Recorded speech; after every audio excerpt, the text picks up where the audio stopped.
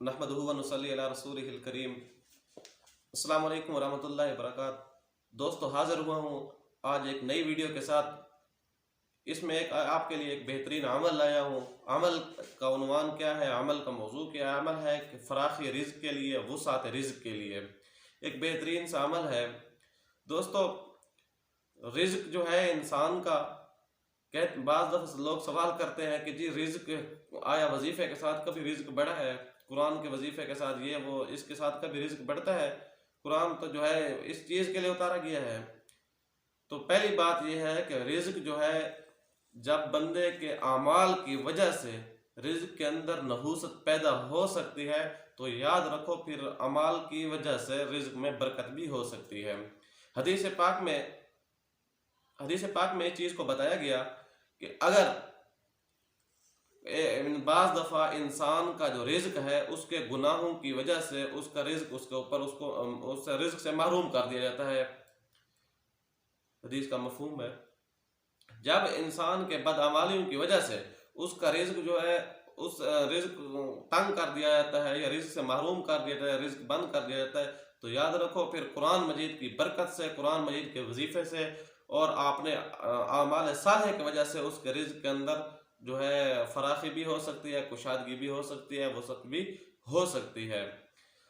तो फिर कहते हैं जी कुरान मजीद क्या इसके लिए उतारा गया है? जी कुरान मजीद जो है मजमूई तौर के ऊपर बहुत सारे फ़ायदे, इसमें फ़ायदे शामिल हैं। वो तासीरें हैं जो इंसान का अकल उसको सोच नहीं सकता, आँख देख नहीं सकती, दिमाग उसके बारे में तसव्वुर नहीं कर सकता। इस तरह के कुरान मजीद के फ़ायदे हैं। जो कहते हैं बस कुरान मजीद सिर्फ पढ़ने के लिए है, बस हिदायत के लिए है, तो वो याद रखो इन फ़यूदात से जो है कुरान मजीद के इतने समरात की फिर बात और समरात की नफ़ी कर रहा है। कुरान मजीद तो हर चीज़ के लिए है। कुरान मजीद के में बेहतरीन इंसान के जो है कहते हैं कि वालदा के गोद से लेकर कब्र तक कुरान मजीद रहनुमाई ही रहनुमाई है, सरापा हिदायत है। तो इसमें तमाम तर चीज़ें आ जाती हैं। आते हैं एक वजीफ़े की तरफ।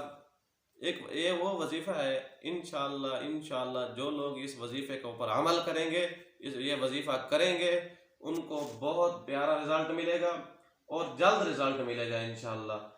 ये और इससे उम्मत बहुत ज़्यादा मुस्तफ़ीद होगी। तो अब सबसे इल्तिमास है कि जिन्होंने हमारा अभी तक चैनल सब्सक्राइब नहीं किया तो हमारे चैनल को ज़रूर सब्सक्राइब करें।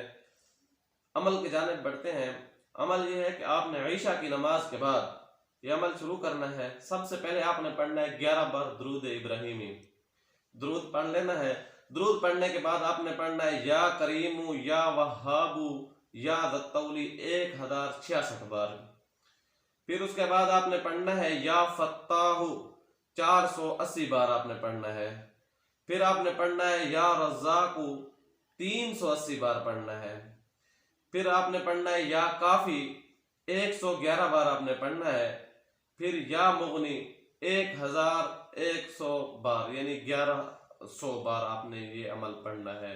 फिर इसके बाद आपने 11 बार दुरूद इब्राहिमी पढ़ लेना है। याद रखिए, ये अमल तब फ़ायदा देते हैं कि जब आप पंजगाना नमाज की पाबंदी करेंगे। अगर आप नमाज की पाबंदी करेंगे, आप जो है अमाल बद से बचने की कोशिश करें, उनसे परहेज़ करें, नेक अमाल की तरफ आएँ, इंशाअल्लाह सुम्मा इंशाअल्लाह आपको बहुत ज़बरदस्त किस्म का रिज़ल्ट मिलेगा। ज़रूर आजमाइए इस अमल को और अपने दोस्तों को भी इस अमल के बारे में बताएं। इंशाअल्लाह बेहतरीन फ़ायदा होगा। रिज़्क़ में वुसअत में ऐसी पैदा होगी, ऐसी कुशादगी पैदा होगी कि आप हैरान हो जाएंगे। वस्सलाम।